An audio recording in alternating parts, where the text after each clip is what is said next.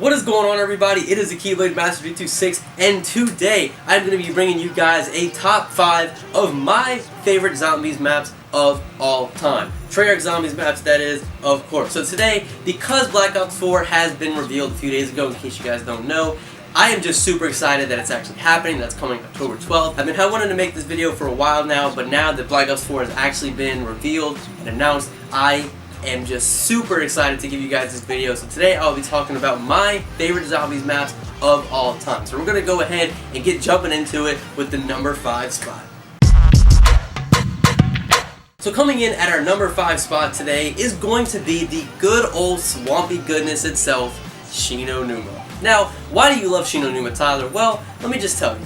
I love Shi No Numa because of the challenge factor of it. Now, of course, this map was not the first to have perks involved in it, but it was the first to introduce random perks, which I think are a really cool thing. Even in Nuketown Zombies back in Black Ops 2, I really enjoyed that system. It made for a very unique, challenging experience every time to play the map. And Shi No Numa was no exception to that. So, Shi No Numa was a very challenging map, not just with perks though.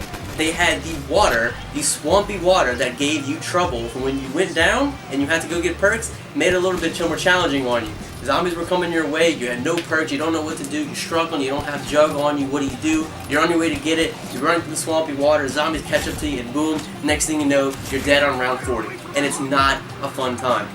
So Shi No Numa was a very fun, challenging map for me. I know especially back then, whenever it was the first DLC map that I played, not that I bought because I really didn't know how DLCs worked back then when I was younger. So playing Shi No Numa instead of the original Noct, which I had been playing for days and days at a friend's house, going back and playing Shi No Numa was a really fun and unique experience. It was a new map. They had these things called perks, which I didn't even know were a thing.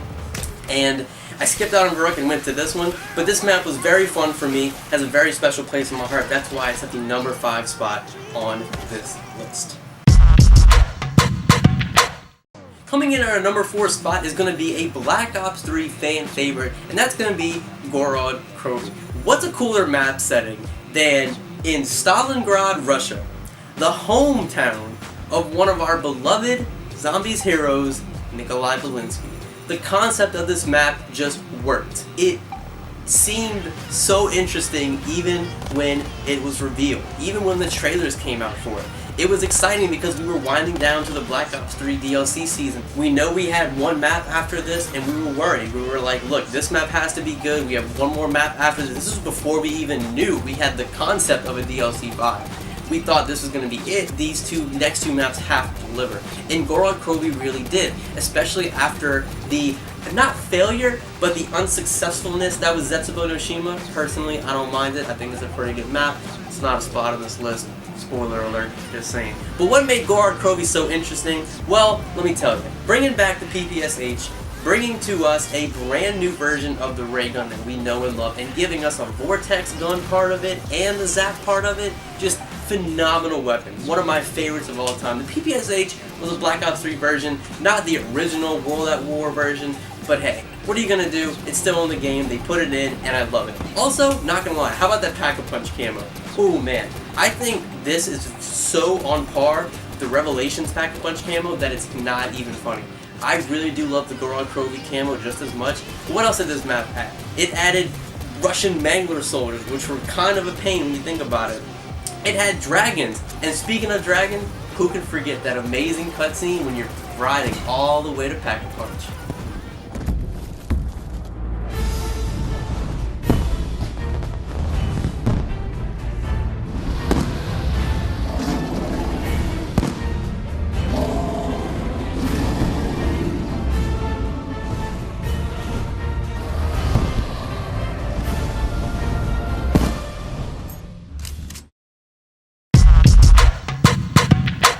Coming in at our number 3 spot is going to be a map that everyone knows and everyone loves, and that's the good old-fashioned Keynoter Toten. Of course, it had to find its way on this map, but what makes it interesting for me? Well, this was the first map where I played with friends as often as I could. It was the first map where we told ourselves we were going to get to a high round, we're going to be like the big Zombies people on YouTube who are getting around 100, 115, we're going to be the ones who are doing that. And Of course, we never did it. But the fact of the matter was, we were all together, hanging out as friends, staying up late at a sleepover one night, and just playing Kino der Toten on the good old Black Ops Zombies. It was something fun for us to do. Kino der Toten gave us a great training spot. It gave us really the concept of training, because back then in World at War, we didn't really have that. We just had this camping strategy that, you know, people got to a high round on or whatever. Kino der Toten was the first map where everyone was getting on the training train, I guess you could call it. Everyone realized, oh man, training is a thing, we can get to high rounds like this, let's do it.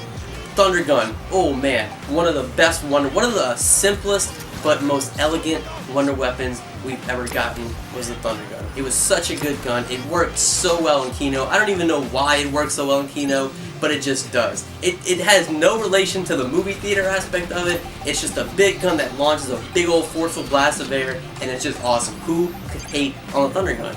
And Kino der Toten, the setting of it is cool. Me personally, as a movie guy, I love being in a old German theater with these zombies. It was really, really interesting. It was really, really fun. I think the main factor in this map that I really do love about it is that it was the map that me and my friends played, and I have so many memories of all, you know, friends, new and old, just going back to Kino, even on Black Ops 3 with Zombies Chronicles, having fun with it, having a good time. It was just such a fun, unique experience for all of us. So that's why Kino der Toten has a spot at the number 3 spot. Moving into the number 2 spot, we have Mob of the Dead. Now, of course, I had to put this list on here because, first of all, I wanted to talk about it a little bit, and I wanted to talk about Blood of the Dead. That's going to be in another video soon to come, hopefully, but Mob of the Dead, it's so hard to explain why this map was so good. I really can't tell you guys and explain it in words. It was just so powerful. It was very moving. It was a very moving map, even to this day. The fact that they're remaking the map really says it all.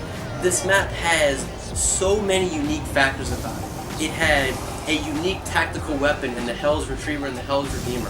It had a unique story. We had all these mobsters coming together, realizing they're stuck in this purgatory. You know, they're coming back to life and dying, coming back to life and dying. And the mystery around that was just so intriguing to me.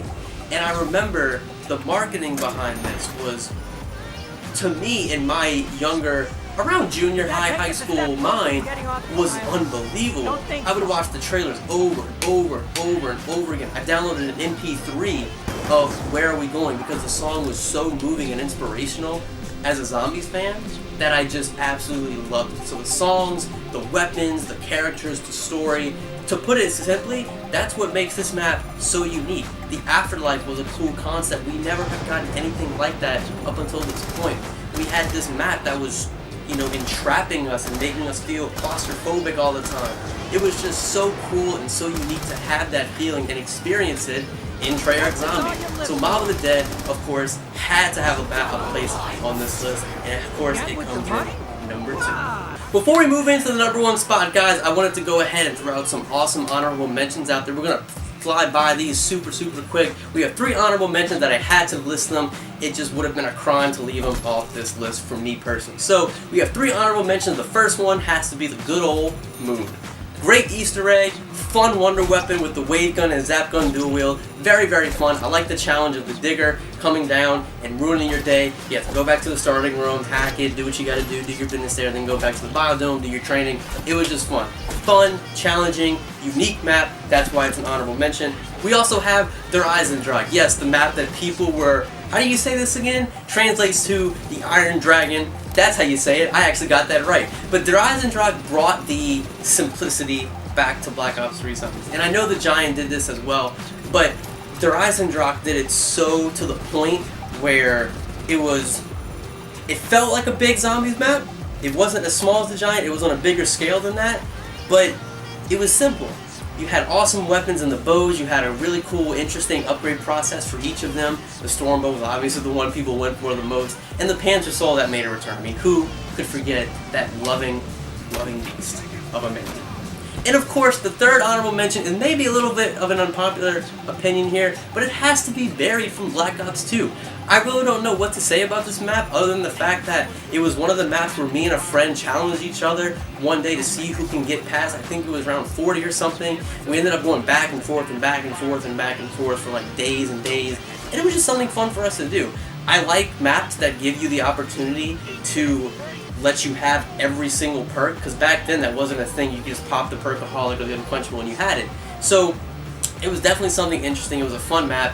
Who could forget our good friend Leroy, or as the Zombies timeline tells us, his name is really Arthur.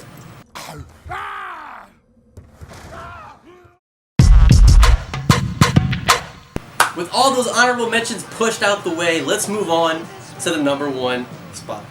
You guys knew it was coming because I haven't mentioned it, but of course, it's gonna be Transit. Just kidding, it's Origins. Of course it's gotta be Origins. I love this map to death. I really, every single day, when I'm thinking about what Zombies maps to play, I have to tell myself not to play Origins because of how much I've played it in the past. What made Origins so good? We got an introduction to a new version of our old characters. We got the staffs, which I don't know if you heard, but they're pretty interesting. We had this Panzer Soul, that dude, trying to wreck our day. We have these Templar zombies coming to wreck our day. We have these generators that we gotta turn on. We got a new cool looking Pack-a-Punch machine. We got a cool looking box. We got these giant robots that we can go in, and we got all these staff parts we can do. There's Samantha talking to us. The list goes on and on and on. I really do think that this map really rewarded those who worked hard. The ones who figured out the Easter egg, the ones who were first to do that, were rewarded with this interesting and just mind-boggling cutscene.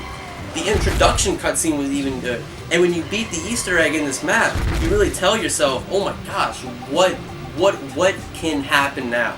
This map opened up that opportunity for Zombies to be whatever it could. And Black Ops 4 is going to continue that train. I really do think that. So Origins did so much to branch the Zombies world out there, and I think that's why it's my favorite map. Seeing how far Zombies has come since World at War, what it is today, and what it will be come October 12th, is just amazing. And of course we thank all these Zombies maps that came before it, but Origins, I feel, just had this, it laid the groundwork for what we know as Zombies today. And I really do think that this map is the greatest zombie map of all time. Simply put, it's just phenomenal. It's got great looking detail to it. The story was great. The staffs are awesome. You can't go wrong with picking up a staff. And the story, I just have to reiterate the story. It's just so good. And even though that Panzer comes and wrecks your day every now and then, you love the map to death, and you gotta stop playing it because you play it too much, Tyler. That's a message to me. So guys, that's gonna be my list for you guys today. I hope you guys did enjoy. I want to know what you guys' favorite maps are, so go ahead and let me know what you think in the comments down below. I'd love to hear you guys' thoughts. That's gonna do it for me today, guys. Hope you did enjoy. If you did, feel free to hit that subscribe button. It does help out so much if you did enjoy what you saw today.